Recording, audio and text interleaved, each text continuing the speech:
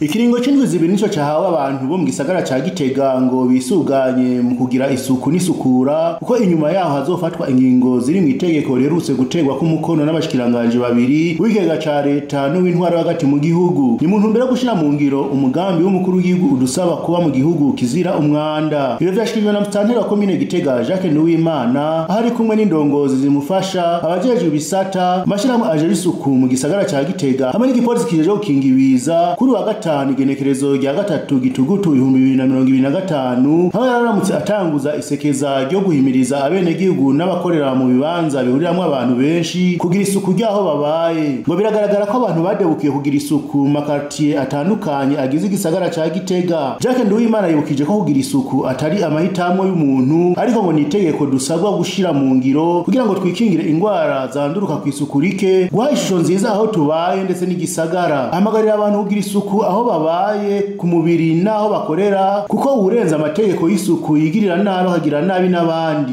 Ikindi Musitanteri wa komine Gitega yamejeje ko igihe cyo guhimiriza carangiye kuko umuntu wese ategerezwa kugira umwitwariko wo kugira isuku. Yacamenyesha n'itegeko mperekeza ry'umushikiranganje riherutse gushigwa ahabona rivuga ku bihano bizohabwa umuntu wese azorenga ku mategeko y'isuku n'isukura nuko rizoshigwa mu ngiro. Mwomenya ko iryo tegeko ritegekanya amahadabu ku bantu bashira imicafu mu mabarabara hamwe n'abatitwarika isuku imbere y'impango zabo, abasesa amazi mu mabarabara, abatagira utuzu twasugumwe tubereye mu bibanza by'uburiro n'ibindi.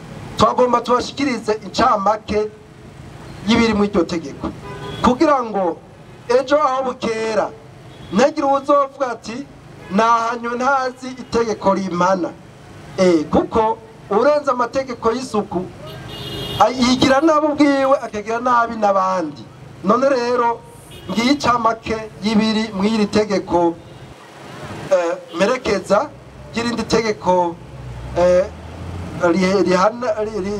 rigenga ivy'isuku n'isukura ni tegeko nimero 540 agakwega 530 agakwega 630 amagakwego 210 ryo kuwa gatanu Myandagaro umwaka wa 2025 rishiraho ihadabu ritangishwa abirengagije nkana kugira isuku aho babaye aho bakorera no mu bibanza bihuriramwo abantu benshi.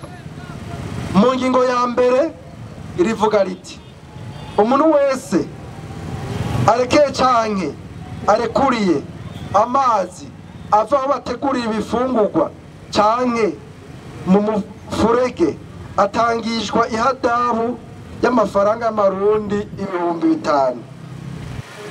Ubwa kabiri umuntu wese ahamvye amaziranoki ibibazurwa vy'ibiti ivyuma bishaje ibihomoka vy'amazu arekuriye amazi ava mu bwogero n'umuzi bwa sugumwe amavuta ava mu mamoteri ataye ibikoko vyapfuye canke imicafu y'ubwoko bwose mu furege canke mu kindi kibanza rusangi mu matongo y'abantu canke ya leta biri mu gisagara canke mu nkengera z'imyonga canke ahari ibidengeri vy'amazi inzuzi ibiyaga atangishwa ibihadabu ringana amafaranga angana 50,000 vy'amarundi.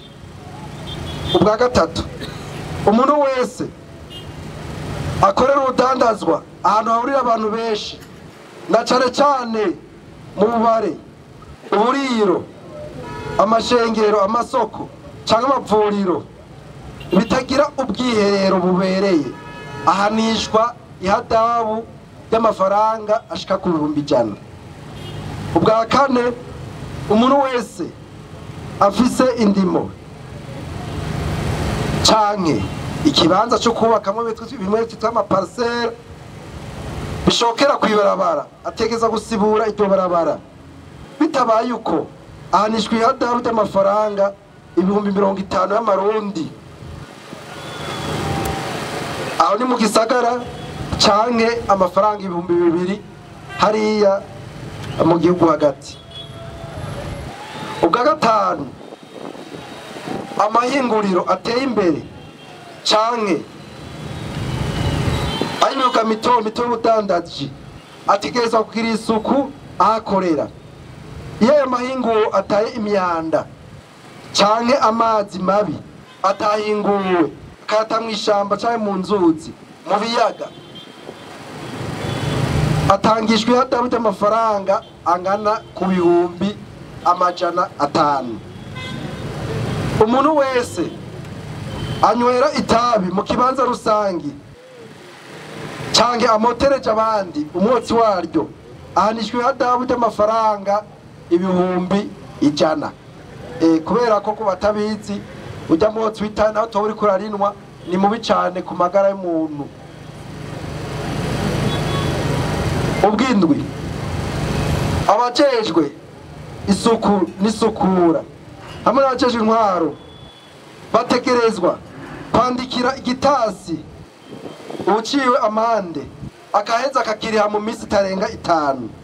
Ico ikiringo kirenganye aca atangishwa inshuro 2 kwijana yongera ku munsi kuyo yategerezwa gutanga kuri buri munsi wiyongereyeko.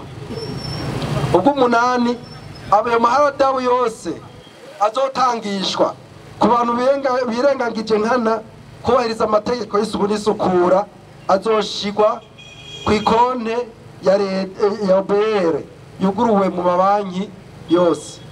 Ngizo rero ingingo zigiye kuduhana nitutakurikiza ivyo dusabwa n'amategeko kubijanye n'isuku n'isukura.